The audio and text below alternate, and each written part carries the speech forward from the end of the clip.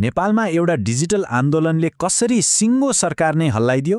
यो कथा हो जेनजी पुस्ताको, जसको एउटा सानो अनलाइन आक्रोशले देशको राजनीतिमा भुइँचालो नै ल्याइदियो। आउनुहोस् यो पुरै घटनाक्रमलाई अलि नजिकबाट निहालौँ। हो, सुन्दा अचम्म लाग्न सक्छ, तर यो सबै सुरु भएको थियो एउटा सामान्य ह्यासट्यागबाट। तर त्यो आगो अनलाइनमा मात्रै सीमित रहेन, त्यो सडकमा फैलियो र अन्त्यमा शक्तिको केन्द्रसम्मै पुग्यो। कसरी? आउनुहोस् त्यही कथा हेरौँ। अब हरेक ठुलो आगोको पछाडि एउटा सानो झिल्को त हुन्छ नै, होइन र?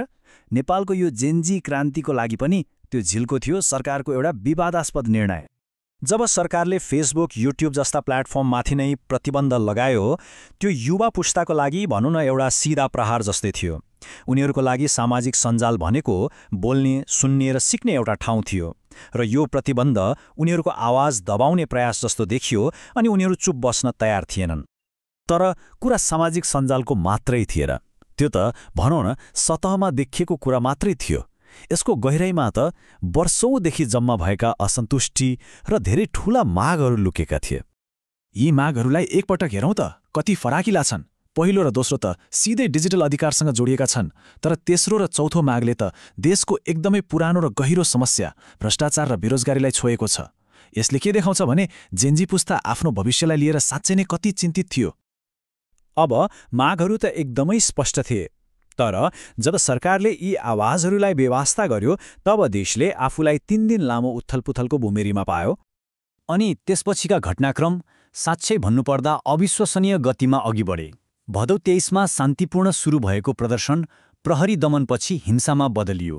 24 गतेसम्ममा त के भयो भने त्यो हिंसाको आगो देशैभरि फैलियो। सिंहदरबार जस्ता ठाउँहरूमा समेत आगजनी भयो। सोच्नुस् त। अनि यही बढ्दो अराजकता र तनावको बीचमा 25 गते प्रधानमन्त्रीले राजीनामा दिए, जसले देशलाई झनै गहिरो सङ्कटमा पुर्यायो।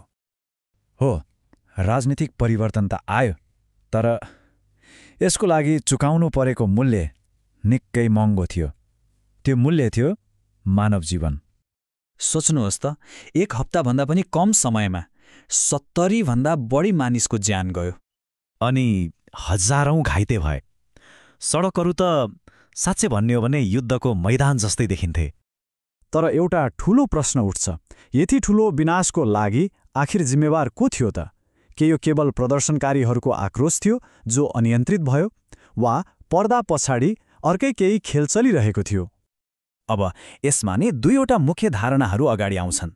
एकातिर कतिपयको भनाइ छ कि वर्षौँदेखिको आक्रोश र प्रहरीको दमनले गर्दा हिंसा आफै भड्क्यो, तर अर्कोतर्फ केही विश्लेषकहरू के औल्याउँछन् भने आन्दोलनलाई बदनाम गर्न र अराजकता फैलाउनकै लागि केही सङ्गठित समूहहरूले जानाजानी घुसपैठ गरेर आगजनी र तोडफोड मचाएका थिए। अब सत्य जेसुकै होस्, परिणाम भने साँच्चै विनाशकारी थियो।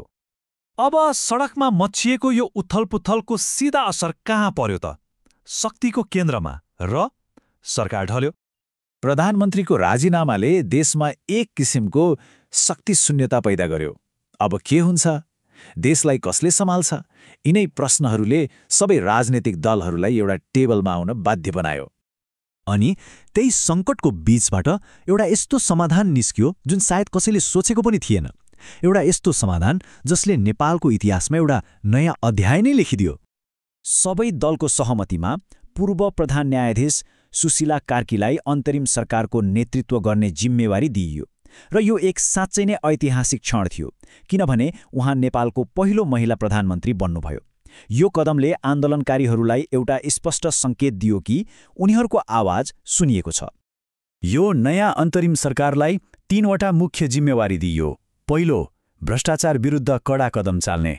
दोस्रो, सुशासनको ग्यारेन्टी गर्ने। र तेस्रो, तोकिएको समयभित्र निष्पक्ष चुनाव गराएर देशलाई फेरि स्थिरताको बाटोमा लैजाने।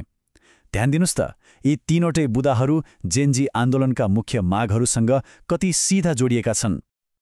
ल, एउटा जेनजी आन्दोलनले नेपाललाई एउटा नयाँ मोडमा त ल्याइ पुर्यायो, नयाँ सरकार पनि बन्यो, तर अन्त्यमा प्रश्न यही रहन्छ, के यो नयाँ सुरुवातले देशको गहिरो घाउमा साँच्चै मलम लगाउन सक्ला?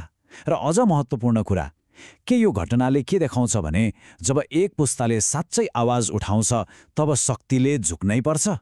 यसको जवाफ त खैर समयले नै बताउला।